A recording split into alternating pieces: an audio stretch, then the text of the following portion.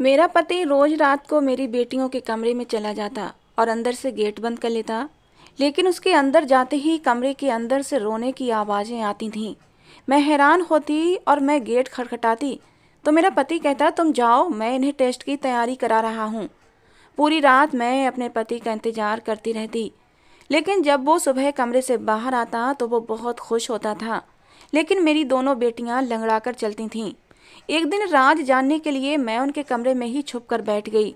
थोड़ी ही देर गुजरी थी और जो कुछ उस कमरे में हुआ, मेरे रोंगटे खड़े हो गए थे। भगवान ये दिन किसी को ना दिखाए। मेरा पति तो अपनी बेटियों के साथ ही। मेरा नाम गरिमा है। मैं 33 साल की हो चुकी थी। मेरा रंग बहुत सांवला था, इतना सांवला कि मेरा रिश्ता नहीं हो पा रहा था। जो भी मुझे देखने के लिए आता मुझे देखते ही रिजेक्ट कर देता। बार बार ठुकराए जाने की तकलीफ सह सहकर मैं अंदर से टूट चुकी थी। मुझे लगने लगा था कि मैं अपने माँ बाप पर बोझ बनती जा रही हूँ। हालांकि मेरे माँ बाप ने कभी मुझे एहसास नहीं दिलाया था कि मैं उन पर बोझ हूँ, लेकिन मैं अब अंदर से टूटने लगी थी। मेरे माँ बाप मेरे लिए कोई कुंवारा लड़का देखते, मगर मेरा रंग रूप देखते हुए मेरे लिए 4-5 बच्चों के बाप का ही रिश्ता आता, या फिर तलाकशुदा इंसान का, या फिर किसी बूढ़े आदमी का। ऐसे इंसान से मेरे पापा मेरी शादी नहीं करना चाहते थे। उनका कहना था, हमारी बेटी हमारे लिए बोझ नहीं है, इसलिए जब वो अच्छा रिश्ता आएगा तभी हम अपनी बेटी की शादी करेंगे। लेकिन धीरे धीरे मेरी उम्र निकलती जा रही थी और मेरे चेहरे से मेरी उम्र साफ पता चलने लगी थी। अब तो लोगों ने मेरे माँ बाप को यही समझाया कि बेटी की शादी कर दो, ज़्यादा अच्छे की तलाश में आपकी बेटी घर बैठी बैठी बूढ़ी हो जाएगी। आने वाले समय में ऐसे रिश्ते भी नहीं मिलेंगे। लोगों की बातों को ध्यान में रखते हुए मेरे माँ बाप ने एक रिश्ता स्वीकार कर लिया, जिसकी 3 बेटियां और एक बेटा भी था। मेरे पापा बहुत ही सीधे साधे आदमी थे। किसी ने उनको इस रिश्ते के बारे में बताया था। अब मेरे माँ बाप को ये चिंता सताने लगी थी कि कहीं आने वाले समय में हमारी बेटी के लिए और भी ज़्यादा बुरे बुरे रिश्ते न आने लगें। जिसने मेरे पापा को ये रिश्ता बताया था वो पापा का ही कोई जानने वाला था। उसने लड़के की तस्वीर भी मेरे पापा को दिखाई थी।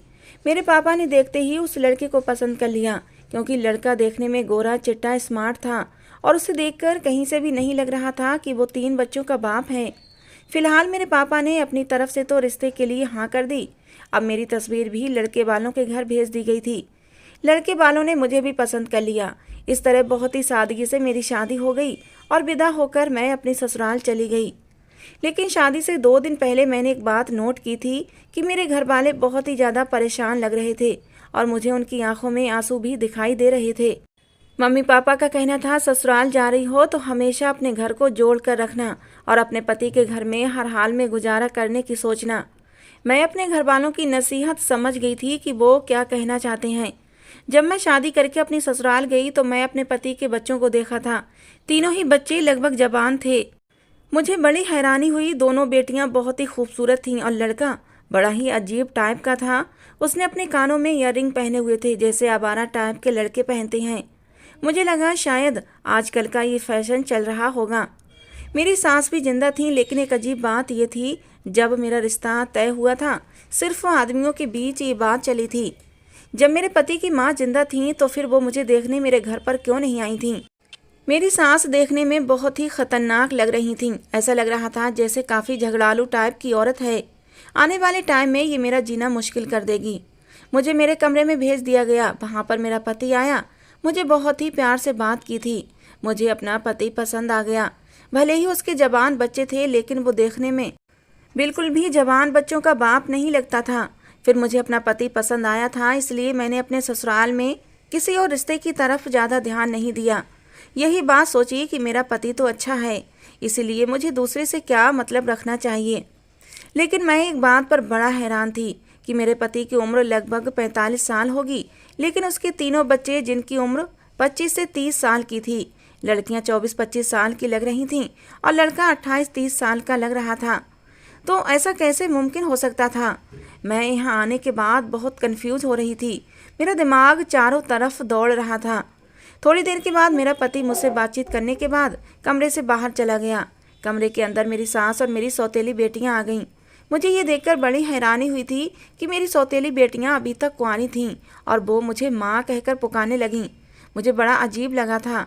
उसके बाद मेरी सास कहने लगी, चलो लड़कियों तुम कमरे से बाहर निकलो, मुझे बहू से कुछ बात करनी है। ये औरत देखने में बड़ी ही अजीब सी थी, मोटी सी और लाल लाल होंठों वाली। ऐसा लग रहा था जैसे इस औरत को पान खाने की आदत है। मुझसे कहने लगी, इस घर में तुम्हें कभी किसी चीज़ की परेशानी नहीं होगी। तुम इन बच्चों को देख रही हो, इनकी माँ का साया इनसे बचपन में ही छिन गया था। तभी से मेरा बेटा बहुत परेशान रहने लगा था। हम लोगों ने उसे समझाया कि तुम दूसरी शादी कर लो, तुम्हारी दूसरी शादी करने से तुम्हें कोई अच्छा हमसफ़र मिल जाएगा और बच्चों को माँ की ममता मिल जाएगी। अब से तुम ही इन बच्चों की माँ हो। उस औरत ने मुझे प्यार किया, ऐसे जैसे मैं उसकी बहू नहीं बेटी हूँ। मुझे खुशी हुई थी। चलो ससुराल में सब लोग अच्छे थे, लेकिन एक बात सोचने पर मजबूर हुई कि जब मेरे पति को दूसरी शादी करनी ही थी, अपने बच्चों को माँ की ममता देना चाहता था, तो जब उसकी पत्नी उसके बच्चों को छोड़कर बचपन में ही मर गई थी, तो तभी दूसरी शादी क्यों नहीं की थी। अब जबकि बच्चे खुद शादी के लायक थे, तो फिर उसने दूसरी शादी क्यों की थी। मेरा दिमाग उलझता ही जा रहा था, लेकिन मैंने सोचा धीरे धीरे मैं खुद ही अपनी ससुराल को समझ जाऊंगी। मेरी सास ने मेरे सर पर हाथ रखा और फिर वो मेरे कमरे से चली गईं। और सास के जाने के थोड़ी देर के बाद ही मेरा पति फिर से कमरे में आया था और मुझसे कहने लगा, तुम्हें मेरी बेटी और मेरा बेटा कैसा लगा? उनका तुम्हें बहुत ख्याल रखना है, साथ ही साथ मेरी माँ का भी ख्याल रखना। मैंने कहा, मैं बहुत हैरान हूँ कि आपके बच्चे इतने जवान हैं और आप उन बच्चों के बाप नहीं लगते। मेरी बात सुनकर वो हंसने लगा, कहने लगा, तुम ही नहीं बल्कि सारे लोग ही मुझसे ये सवाल करते हैं क्योंकि मैं इतना जवान जो लगता हूँ। मेरा पति मुस्कुराते हुए मुझसे कहने लगा, खैर मैं अपने पति से खुश थी।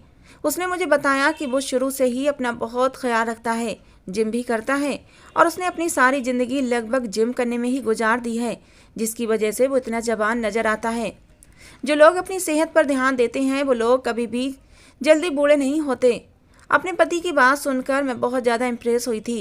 मेरे पति ने कहा, मैं तुम्हें भी जवान रखूँगा, समय के साथ साथ तुम बूढ़ी होने के बजाय और भी ज़्यादा खूबसूरत होती जाओगी। मैंने अपने पति से कहा कि मैं कैसे खूबसूरत हो सकती हूँ, कहाँ मैं सांवली सी, कहाँ आप गोरे चिट्टे से। मेरे पति ने कहा, ऐसी बातें मत करो, तुम मुझे बहुत अच्छी लगती हो। गोरे काले से क्या होता है, इंसान की सीरत अच्छी होनी चाहिए। उसकी प्यार भरी बातें सुनकर मैं खुश हो गई थी। धीरे धीरे मेरा पति मेरे करीब होने लगा था। उसकी संगत पाकर मैं बहुत खुश थी। मैं जो अपनी शादी की उम्मीद ही छोड़ बैठी थी, अब अपने पति की संगत पाकर फिर से जी उठी थी। मेरे पति में जवान मर्दों जैसा जोश था। मुझे अपने पति से किसी बात की कोई शिकायत नहीं थी। उसने मुझे खुश कर दिया था। कुछ देर बाद मेरा पति सो चुका था, लेकिन पता नहीं क्यों मेरी आंखों में नींद नहीं आ रही थी। बार बार मेरे दिमाग में मेरे ससुराल के लोग ही घूम रहे थे। मैं सोचने लगी कि मेरे पति की बेटियां भी बहुत खूबसूरत हैं। मेरे पति देखने में जवान लगते हैं, लेकिन बूढ़ा आदमी देखने में भले ही जवान लगे, लेकिन उसके अंदर कुछ न कुछ बीमारी जरूर होती है। कोई ऐसी परेशानी होती है जिससे उसकी उम्र की पहचान हो जाती है। लेकिन मेरा पति तो बिल्कुल ही हर तरह से जवान दिखता था। वो बहुत एक्टिव था, कोई बीमारी उसके शरीर में नहीं थी। अभी तो मेरे पति की दूसरी शादी है। जब वो पहली शादी हुई होगी तब कितना खूबसूरत और कम उम्र रहा होगा। फिलहाल मैंने इस बात को इग्नोर कर दिया। अब मुझे अपने ससुराल पर ध्यान देना था। ये ख्वाबों भरी रात थी जो मैंने गुजारी थी। सुबह हुई तो दरवाजे पर दस्तक होने लगी। मैंने दरवाज़ा खोला तो मेरी सास सामने खड़ी हुई थीं। उनके हाथ में एक बड़ी सी ट्रे थी और मेरे लिए कमरे में नाश्ता लेकर आई थीं। मैंने कहा, आपको परेशान होने की क्या ज़रूरत थी, मैं फ्रेश होने के बाद खुद ही किचन में आ जाती। मेरी सास कहने लगी, अरे नहीं नहीं, बहू से इतनी जल्दी किचन का काम करवाना अच्छा नहीं लगता। मेरा पति भी सोकर उठ गया था और हम दोनों ने साथ बैठकर नाश्ता किया। मैंने सौरभ से कहा, आज हमारी शादी का पहला दिन है, आज हम लोग कहीं घूमने चलते हैं। सौरभ ने कहा, बताओ कहाँ जाओगी? मैंने कहा कि मैं पहले अपने मायके जाना चाहती हूँ। मेरी बात सुनकर मेरा पति सौरभ कहने लगा, शायद तुम्हें ये बात पता नहीं है कि तुम्हें तुम्हारे माँ बाप ने ये बात नहीं बताई कि तुम अपने मायके में किसी से नहीं मिल सकती। ये बात सुनकर मैं हैरान हो गई थी। मुझे लगा शायद सौरभ मजाक कर रहा है। मैंने कहा, ऐसा नहीं हो सकता। सौरभ कहने लगा, ऐसा ही है, अब तुम्हारी शादी यहाँ हो गई है, इसलिए तुम अपने किसी भी रिश्तेदार या मायके वालों से कोई कांटेक्ट नहीं रखोगी। और ये शर्त हमने शादी से पहले ही रख दी थी। अब मैं सारी बात समझ गई थी। शादी से कुछ दिन पहले मेरे घर वाले इतने परेशान क्यों थे और मुझे देखकर उनकी आंखों में आंसू क्यों आ जाते थे। मेरी विदाई पर भी मेरे सब घर वाले बहुत रो रहे थे और तभी वो बातों बातों में मुझे ये बताने की कोशिश कर रहे थे कि अब हमारे और तुम्हारे सारे रिश्ते ख़त्म हो गए हैं। मुझे समझ नहीं आ रहा था कि ये शर्त भला क्यों रखी गई थी, और अब भला ये शर्त रखी थी तो किसने रखी थी, मेरे माँ बाप ने या फिर मेरे पति ने। मैंने जब अपने पति से सवाल किया तो उसने कहा कि मैं इसी शर्त पर तो तुमसे शादी की थी क्योंकि तुम्हारी शादी कहीं हो भी नहीं रही थी और तुम्हारे घर वालों ने आसानी से खुशी खुशी मेरी ये शर्त स्वीकार कर ली थी। ये बात सुनकर मेरे दिल को बहुत ठेस पहुंची थी। लेकिन फिर थोड़ी देर बाद सौरभ के मोबाइल पर किसी की कॉल आने लगी। वो किसी से फ़ोन पर बात करते हुए कहने लगा कि देखें, रिश्ता तय होने पर हमारी ये शर्त पहले से पक्की हो गई थी। मैं समझ गई कॉल ज़रूर मेरे घर से आई होगी। मैंने सौरभ के आगे खड़ी हो गई। मैंने कहा, प्लीज़ एक बार मेरे घर वालों से मेरी बात करवा दो। सौरभ ने मेरी तरफ देखते हुए कॉल पर कहा कि आज के बाद मेरे मोबाइल पर किसी की भी कॉल आनी नहीं चाहिए। अगर दोबारा फ़ोन किया तो मैं आपकी बेटी को तलाक देकर आपके घर वापस भेज दूंगा। ये कहकर उसने कॉल काट दी। मैंने कहा, आपने ऐसा क्यों किया? मैं मिलने नहीं जा सकती पर फ़ोन पर तो बात कर सकती थी। सौरभ ने कहा, तुम्हारे घर वाले भी मुझसे यही कह रहे थे कि हमारी ये शर्त थी कि शादी के बाद तुम अपने घर वालों से नहीं बल्कि किसी रिश्तेदार से नहीं मिलोगी, लेकिन आपस में फ़ोन पर बात तो कर सकते हैं ना। मैंने बहुत ही मिन्नत करते हुए कहा था। लेकिन सौरभ गुस्से से कहने लगा कि जब हर तरह का कांटेक्ट नहीं रखना तो फिर बात भी नहीं हो सकती। तुम्हारे माँ बाप ये बात कैसे भूल गए? उन्होंने मेरे इनकार करने पर कोई ऐतराज़ नहीं होना चाहिए। अगर वो लोग अपनी बेटी को खुश देखना चाहते हैं तो फिर खामोश होकर अपने घर में बैठें और तुमसे बात करने की कोशिश ना करें। यही उनके लिए भलाई है। सौरभ का ये रूप देखकर मैं डर गई थी। सौरभ ने कहा, इस घर में मेरी माँ है, मेरी बेटियाँ हैं और मेरा एक बेटा है। तुम सबके साथ रहो और उनका ख्याल रखो, यही तुम्हारी जिम्मेदारी है। अब मैंने कहा, जो एक पत्नी का फ़र्ज होता है मैं वो सब कुछ करने को तैयार हूँ, लेकिन एक बेटी को अपने माँ बाप से एक अलग ही लगाव होता है और उसकी जगह कोई दूसरा नहीं ले सकता। आप प्लीज़ एक बार मेरे माँ बाप से मेरी बात करवा दो। मैं आपका ये एहसान ज़िंदगी भर नहीं भूलूंगी और आज के बाद कभी उनसे बात करने की जिद भी नहीं करूँगी। आपने उनसे इस तरह से बात की है, उन लोगों का दिल दुखा होगा। सौरभ ने मेरी कोई बात नहीं सुनी और मैं रोती हुई अपने कमरे में आ गई। रो रो कर मेरा बुरा हाल हो गया था। पहले दिन ही मेरे साथ ऐसा हो गया था तो आगे मेरे साथ ये लोग क्या करेंगे। थोड़ी देर के बाद सौरभ कमरे में दोबारा आया और मुझे चुप करवाने लगा। कहने लगा, देखो तुम परेशान मत हो, मैं तुम्हारे माँ बाप से तुम्हारी बात करवा दूंगा, बल्कि तुम्हारी मुलाकात भी करवा दूंगा।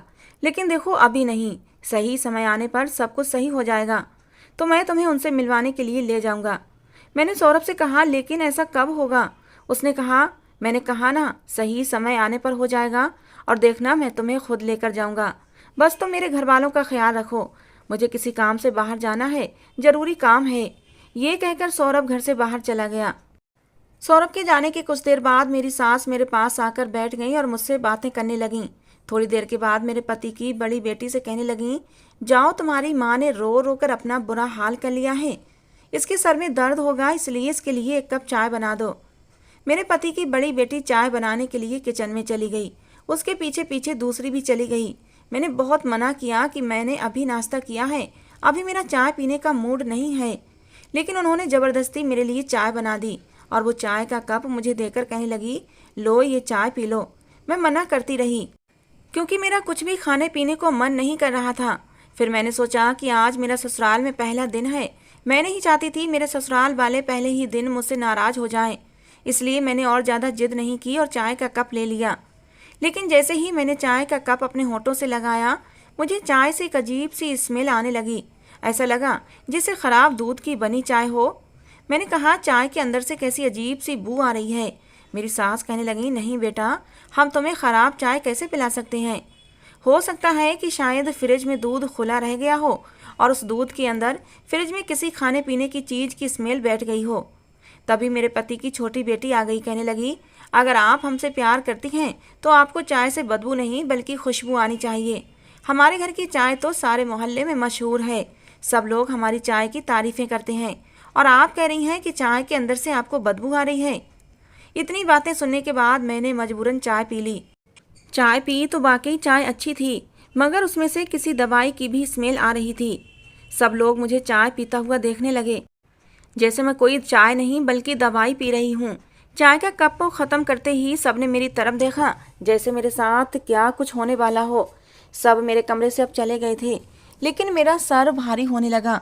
मैंने अपने पति की बड़ी बेटी को आवाज़ दी, जिसका नाम रीमा था। उसने मेरी आवाज़ सुन ली, लेकिन फिर भी मेरी आवाज़ सुनने के बाद भी कमरे में नहीं आई थी। मुझे ऐसा लग रहा था जैसे पूरा कमरा गोल गोल घूम रहा है। मैं बेड पर लेट गई, आंखें भी बंद कर लीं, और फिर उसके बाद मुझे नहीं पता कि मेरे साथ क्या हुआ। मेरी आंख तो उस वक्त खुली जब रात के 9 बज रहे थे। मैंने देखा कमरे में कोई भी हलचल नहीं थी, कमरे की लाइट भी बंद थी, अजीब सी खामोशी छाई हुई थी। लेकिन जैसे ही मैंने बेड से नीचे कदम रखा, अचानक मुझे कमजोरी महसूस होने लगी। मुझे चक्कर भी आने लगे। मेरे पेट के निचले हिस्से में दर्द भी होने लगा। मेरे साथ ये क्या हो रहा था? मैं सोचने की कोशिश करने लगी। मुझे याद आया मैंने सुबह 9 बजे चाय पी थी और उसके बाद ही मैं सो गई थी, और अब रात को जाकर कहीं मेरी आँख खुली थी। आखिर ऐसा क्या हो सकता है कि मैं इतनी देर तक सोती रही? आज शादी का पहला दिन था और मैंने अपनी ससुराल में सोते हुए ही गुजार दिया था। अभी मैं उठकर अपने कमरे की लाइट जलाने ही वाली थी कि मुझे खींचकर किसी इंसान ने दबोचा था। वो मुझे खींचता हुआ दूसरे कमरे में ले गया। मैंने चिल्लाने की कोशिश की, लेकिन जिस इंसान ने मुझे दबोचा था उसने मेरे मुंह पर हाथ रख दिया था।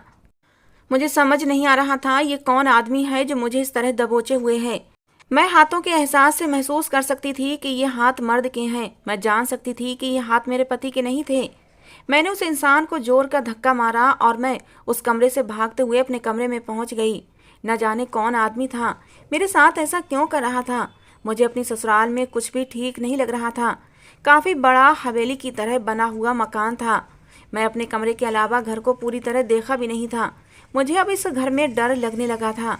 मैं अपने कमरे में आ गई, क्योंकि मुझे अपने कमरे की अच्छी तरह पहचान हो गई थी, और उसके बाद मुझे किचन का रास्ता मालूम था। बाथरूम मेरे कमरे में ही अटैच था कि तभी मेरे कमरे में किसी के आने की आहट हुई थी। मैंने देखा सौरभ सामने खड़ा मुस्कुरा रहा था। उसने मेरी तरफ देखा और कहने लगा, क्या हुआ, तुम्हें इतनी डरी हुई क्यों हो? मैंने कहा, आप कहाँ गए थे? मैं बहुत ज़्यादा डर गई थी। सौरभ कहने लगा, अरे भाई क्यों डर रही थी? ये मेरा घर है, कोई भूत बंगला थोड़ी है जो तुम डर गई थी। वो अंदर आते हुए कहने लगा, मैं कहकर तो गया था कि मैं किसी जरूरी काम से जा रहा हूँ, थोड़ी देर में आ जाऊँगा, पर जब मैं आया तो तुम सो रही थी। उसके बाद मैं अपनी बेटियों और अपनी माँ से बातें करने बैठ गया था। मैंने जल्दी से सौरभ का हाथ पकड़ लिया। उसने कहा, तुम परेशान क्यों होती हो? मैंने उसे बताया कि किसी ने मुझे दबोच लिया था। आखिर उस दूसरे कमरे में कौन था? उसने कहा, उस कमरे में तो मैं ही था। तुम्हें क्या लगा किसी और ने आकर तुम्हें दबोच लिया? भला मेरे घर में मेरे अलावा कौन आएगा? ये पूरा घर मेरा है। इस घर में मेरी बेटियां रहती हैं, मेरी माँ रहती हैं, और मेरा बेटा भी रहता है। बेटा तो सारा दिन नौकरी पर रहता है, सिर्फ रात को ही सोने के लिए घर आता है, और वो भी रात के 11 बजे से पहले नहीं आता। अभी तो 10:30 बज रहे हैं। तो मैं ही था जिसने तुम्हें दबोचा था। मैंने कहा, अगर आप थे तो आपने मुझे बताया क्यों नहीं? आपने मेरा मुंह बंद क्यों कर रखा था? आपको पता है ना मैं कितना ज़्यादा डर गई थी। ये बात सुनकर मेरा पति जोर जोर से हंसने लगा। कहने लगा, मैं तुम्हें डराना ही तो चाहता था। मैं देखना चाहता था तुम कितनी बहादुर हो, लेकिन तुम तो बड़ी ही डरपोक निकली। खैर, मैंने सौरभ की बात पर विश्वास कर लिया था कि ज़रूर सौरभ ने ही मेरे साथ मजाक किया होगा। फिर सौरभ कहने लगा, अच्छा उठो, खाना खा लो। मैंने कहा, मेरा कुछ भी खाने को मन नहीं कर रहा। हाँ, मेरे सर में दर्द हो रहा है। मुझे ऐसा लग रहा है जैसे मेरे शरीर में बहुत कमजोरी है। सौरभ ने कहा, चलो ठीक है, मैं तुम्हारे लिए चाय बनवा कर लाता हूँ। चाय पीने से तुम्हारे सर का दर्द ठीक हो जाएगा। मैंने कहा, नहीं नहीं, मैं इतनी ज़्यादा चाय नहीं पीती, मेरा चाय पीने का मन नहीं है। सौरभ कहने लगा, चलो ठीक है, मैं तुम्हारे लिए जूस बनवा देता हूँ, इससे तुम्हारी कमजोरी दूर हो जाएगी। लेकिन जूस के लिए भी मैंने मना कर दिया। मैंने कहा, मुझे कुछ भी नहीं पीना। अजीब बात यह थी, मेरा पति मेरे लिए ज़बरदस्ती जूस बनाकर ले ही आया। मैंने कहा, मैं कुछ नहीं खाना चाहती और ना ही कुछ पीना चाहती हूँ। ना जाने क्यों ससुराल में आने के बाद मुझे भूख प्यास कुछ भी नहीं लग रही थी। सौरभ ने कहा, मुझे तुम्हारी कोई बात नहीं सुनी, तुम अपनी सेहत का ख्याल रखो, इसलिए मैं तुम्हारे लिए जूस बनाकर लाया हूँ। तुम्हें मेरे हाथ का बना जूस पीना ही पड़ेगा। मुझे अपने पति की बात अजीब लगी थी, लेकिन फिर मैंने जूस पी लिया, और फिर वैसा ही हुआ जैसा मेरे साथ आज सुबह हुआ था। जूस पीते ही मैं सो गई थी, और जब अगले दिन उठी तो ऐसा लगता था कि ये जूस नहीं बल्कि कोई ऐसी चीज़ थी जिसे पीकर मुझे नींद आ गई थी। जब मैं सोकर उठी थी तो मुझे बहुत गुस्सा आ रहा था, क्योंकि जब मेरी आँख खुली तो सुबह के 11:30 बज रहे थे। मैं इतनी ज़्यादा कैसे सो सकती थी? लेकिन अब मुझे शक होने लगा था। ज़रूर ये लोग मुझे नशीली चीज़ दे रहे हैं, जिसकी वजह से मुझे इतनी ज़्यादा नींद आती है और मेरे अंदर कमज़ोरी बढ़ती जा रही थी। मैंने सोच लिया मुझे किसी की दी हुई चीज़ ना तो खानी है और ना पीनी है। मैं खुद अपने हाथ से बना हुआ खाऊंगी। और ऐसा ही मैंने अगले दिन किया था। मैंने घर के सारे काम किए, खाना भी मैंने अपने लिए खुद ही बनाया था। घर में एक अजीब तरह से वीरानी और खामोशी छाई हुई थी। इस खामोशी में मैं किसी से क्या बात कर सकती थी? सब लोग अपने अपने कमरों में थे। मेरा पति भी और उसका बेटा सुबह नौकरी के लिए निकलते तो फिर रात को ही वापस आते थे। लेकिन इस समय एक अजीब बात यह थी कि इतना ध्यान रखने के बावजूद भी मेरी नींद का आना कम नहीं हुआ था। मैं जब भी सोती तो इतना ज़्यादा सोती थी कि जिसकी कोई हद नहीं थी। मेरी हालत भी दिन ब दिन कमज़ोर होती जा रही थी। मैं समझ नहीं पा रही थी आखिर मेरे साथ ये सब क्या हो रहा था। अब तो मैं इस घर के किसी भी आदमी का दिया हुआ खाना भी नहीं खाती थी, खुद ही बनाती थी और खुद ही खाती थी। आज मैंने सोचा कि मैं व्रत रख लेती हूँ, लेकिन मेरी हालत व्रत रखने के काबिल भी नहीं थी। फिर भी मैंने रख लिया। मैंने निर्जल व्रत रखा था, पानी तक नहीं पिया था, घर का कुछ भी काम नहीं किया। अजीब बात तो ये थी, आज मुझे नींद भी नहीं आई थी और मुझे किसी ने तंग भी नहीं किया था। और फिर एक ऐसी बात मेरे सामने आई जिसने मेरे होश उड़ा दिए। मैं अपने पति के आने का इंतजार कर रही थी, क्योंकि आज मैं जाग रही थी। वरना जब भी सौरभ काम से घर आते तो मुझे पता ही नहीं चलता था कि वो कब आया और घर में आने के बाद उसने क्या किया। मैंने व्रत खोलने की तैयारी की। अपने पति के आने से पहले मैंने अच्छे से कपड़े पहन लिए थे। तैयार होकर मैं दरवाजे पर खड़ी सौरभ का इंतजार कर रही थी कि तभी अचानक से मुझे किसी काम की याद आ गई और मैं वापस अपने कमरे में चली गई। इतनी देर में मेरे पति के घर आते ही उसकी दोनों बेटियों ने और माँ ने उसे घेर लिया और उसे दूसरे कमरे में ले गईं। मैं हैरान थी, वो मुझसे बात करने की बजाय अपनी बेटियों के कमरे में क्यों चला गया। मैं उसकी बेटियों के कमरे के दरवाजे के पास जाकर खड़ी हो गई। कमरे के अंदर मेरा पति अपनी बेटियों और अपनी माँ के साथ था। मैंने दरवाजे को बजाना शुरू कर दिया, पर दरवाज़ा नहीं खुला। कुछ देर तक मैं दरवाज़ा बजाती रही। मेरा पति गुस्से से दरवाज़ा खोलते हुए बाहर निकला। उसकी आंखों में गुस्सा झलक रहा था। मुझे देखते ही कहने लगा, पागल हो गई हो क्या? इतनी ज़ोर ज़ोर से दरवाज़ा क्यों बजा रही हो?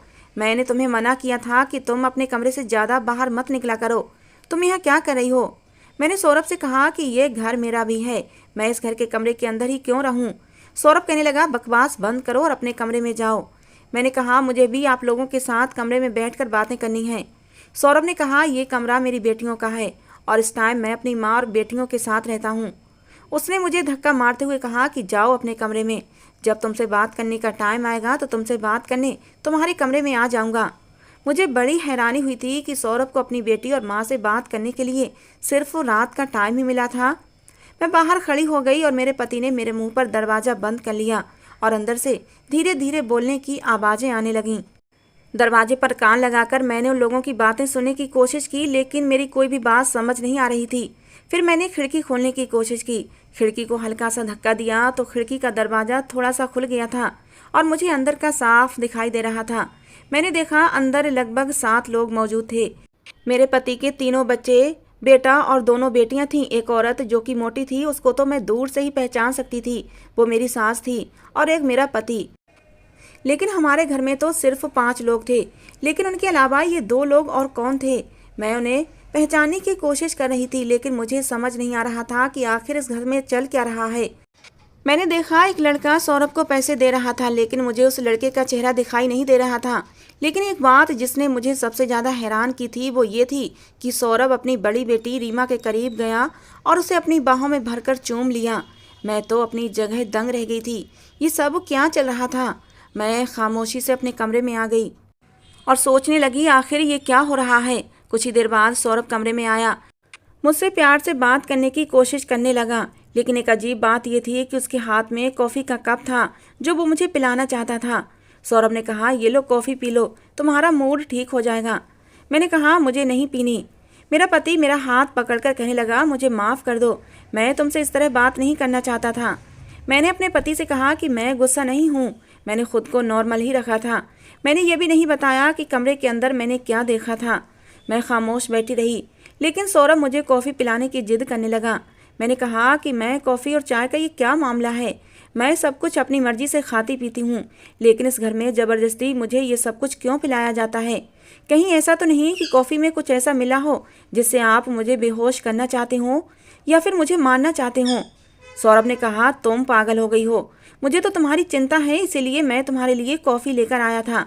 भला मैं तुम्हें बेहोश क्यों करूँगा? तुम अपना दिमाग कुछ ज़्यादा ही चलाने लगी हो।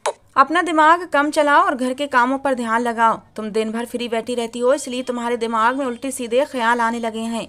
मेरा पति मुझे धमकाने के लिए मुझ पर गुस्सा करने लगा, लेकिन फिर अगले ही पल उसका मूड बदल गया और मुझे प्यार से कहने लगा, तुम मुझे गुस्सा करने पर मजबूर करती हो। हालांकि मैं तुमसे बहुत प्यार करता हूँ, इसीलिए तो मैं तुम्हारे लिए कॉफ़ी लाया था कि इसे पियोगी तो तुम्हारा मूड फ्रेश हो जाएगा। लेकिन देखो, तुमने मुझे नाराज़ कर दिया। अब मैं तुमसे बात नहीं करूँगा। अपने पति की इतनी प्यारी बात सुनकर मेरा दिल नरम हो गया और मैंने उसके हाथ से कॉफ़ी का मग ले लिया। मैंने कहा, परेशान मत हो, मैं ये कॉफ़ी पी लेती हूँ। मेरी बात सुनकर सौरभ खुश हो गया, लेकिन ये मेरी सबसे बड़ी गलती हुई थी। मैंने जैसे ही कॉफ़ी पी, उसके बाद मुझे अजीब सा नशा चढ़ने लगा था और मैं बेहोश हो गई। उसके बाद मेरे साथ वही हुआ जैसा हर बार होता आया था।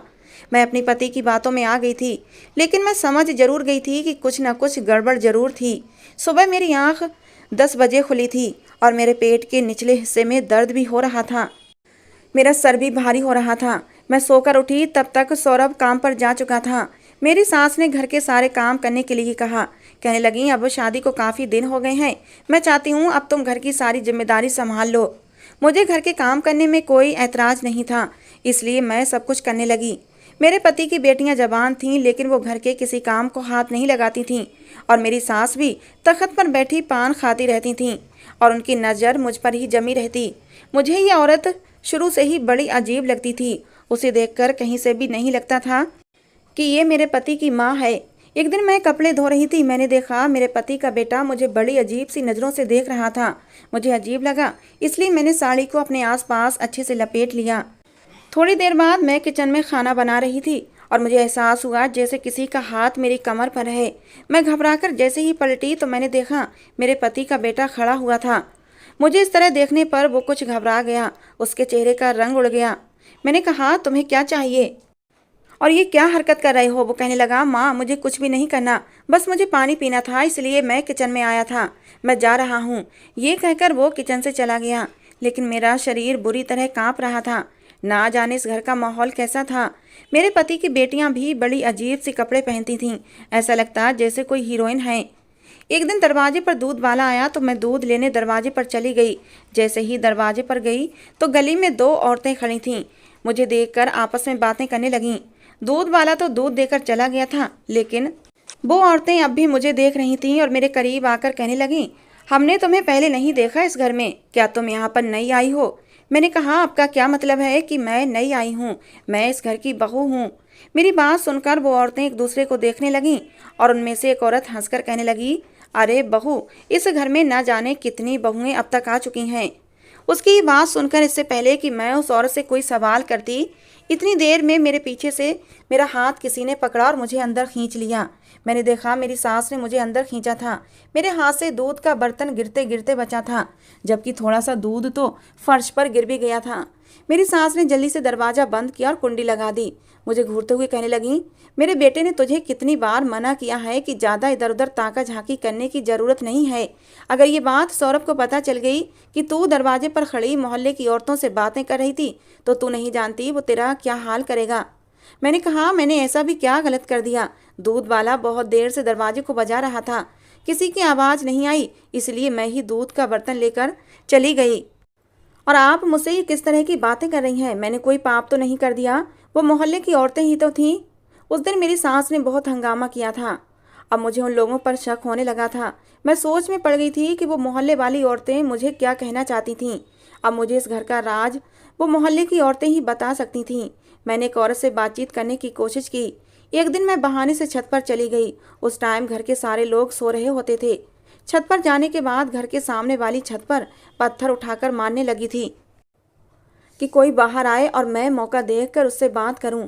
मेरे पत्थर मारने पर एक औरत खिड़की पर झांकने लगी। मैंने उसे आवाज़ लगा दी। बहाने से औरत को छत पर बुला लिया। वो औरत अपनी छत पर आ गई। हमारे घर की छतें आमने सामने थीं। मैंने उस औरत से कहा कि आज तुम गली में खड़ी मेरे बारे में क्या बातें कर रही थीं और मुझे कुछ बताने की कोशिश भी कर रही थीं। मैं इस घर के बारे में सब कुछ जानना चाहती हूँ। प्लीज़ मुझे सब कुछ बता दो। मैं यहाँ बहुत परेशान हूँ। मुझे ये घर बहुत अजीब लगता है। उस औरत ने कहा, हाँ, मैं तुम्हें सब कुछ बता दूंगी, लेकिन इस मामले में मेरा नाम नहीं आना चाहिए। मैंने कहा, ठीक है, तुम्हारा नाम नहीं आएगा। उस औरत ने बताया, जिस घर में तुम रहती हो ये कोई घर नहीं और ना ही तुम्हारा ससुराल है। जो आदमी इस घर में रहता है वो तुम्हारा पति भी नहीं, बल्कि ये लोग आपस में ही इस घर के फैमिली मेंबर नहीं है। ये घर नहीं, एक कोठा है। उसमें जो औरत रहती है वो एक बाई है, और जो 2 जवान लड़कियां हैं वो भी इस घर में लाई गई हैं, लड़कियां हैं। ये औरत लड़कियों को लाती है। तुम्हारे पति का भी यही काम है। वो लड़कियों से या तो शादी के बहाने उन्हें इस घर में लेकर आता है या फिर उन्हें किडनैप करके लाता है। इस बार तुम यहाँ आई हो। कई बार इन लोगों के खिलाफ केस भी हो चुके हैं, लेकिन हर बार ये लोग पुलिस से बच जाते हैं, क्योंकि आज तक पुलिस को इनके खिलाफ सबूत नहीं मिले हैं। मोहल्ले में रहने वाले लोगों को ये तंग करते हैं, इसलिए कोई इनके मुंह नहीं लगता। ये हकीकत सुनकर तो मेरे सर पर ऐसा लगा कि जैसे कोई बम फटा हो। ये मैंने क्या सुन लिया था? मैं जिसे अपना ससुराल समझ रही थी वो तो एक कोठा था, और हर रात मेरी इज्जत नीलाम होती थी।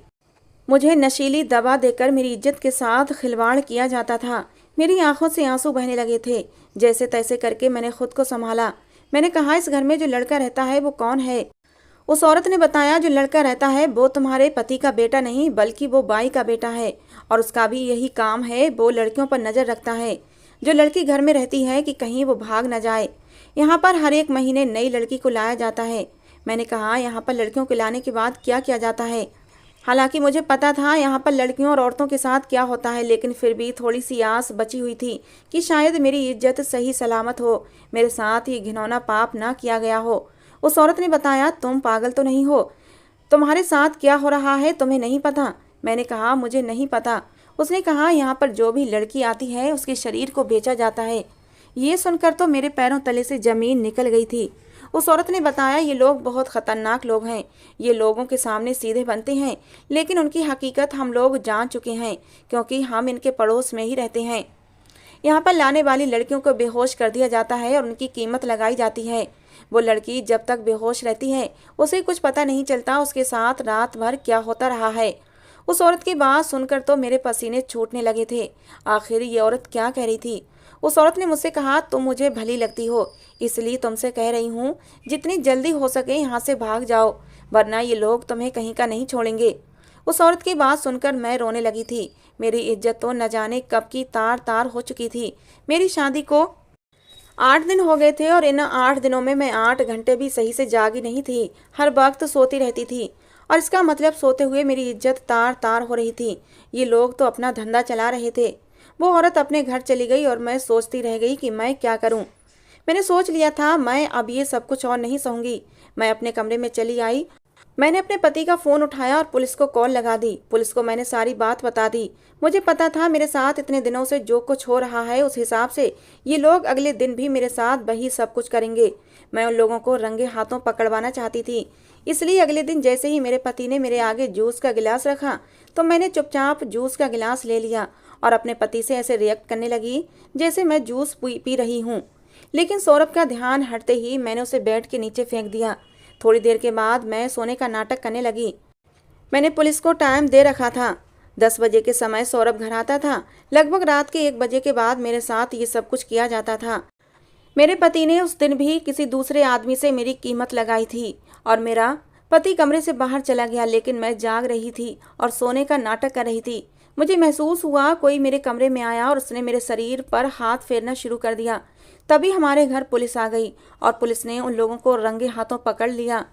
जो आदमी पैसे देकर मेरी इज्जत के साथ खेलने के लिए आया था उसने पुलिस को सारी सच्चाई बता दी कि आज रात के लिए इस आदमी ने मेरी कीमत इन लोगों को दी है। अब पुलिस के पास और उन लोगों के खिलाफ सबूत इकट्ठे हो चुके थे। मैंने भी अपनी गवाही पुलिस को दे दी थी। उन लोगों को रातों रात गिरफ्तार कर लिया गया था। मैं अपने माँ बाप के घर आ गई। अब मैं अपने माँ बाप को ये सब बताया तो वो शर्मिंदा हुए थे। मेरे माँ बाप ने कहा कि हमें तो उसी दिन शक हो गया था जिस दिन लड़के ने हमसे शर्त रखी थी कि आज के बाद आप लोग अपनी बेटी से कोई भी बात नहीं करेंगे। खैर वो लोग गिरफ्तार हो चुके थे। मैं अपने माँ बाप के घर आ गई थी। अदालत के जरिए मैंने तलाक भी ले ली।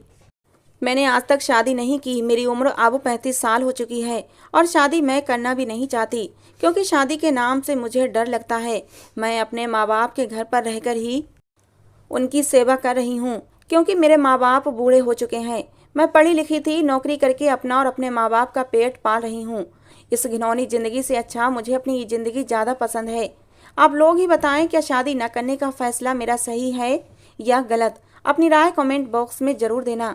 दोस्तों, कहानी पसंद आई हो तो प्लीज़ लाइक कर देना। रोज़ एक नई कहानी सुनने के लिए हमारे चैनल को भी सब्सक्राइब कर लेना।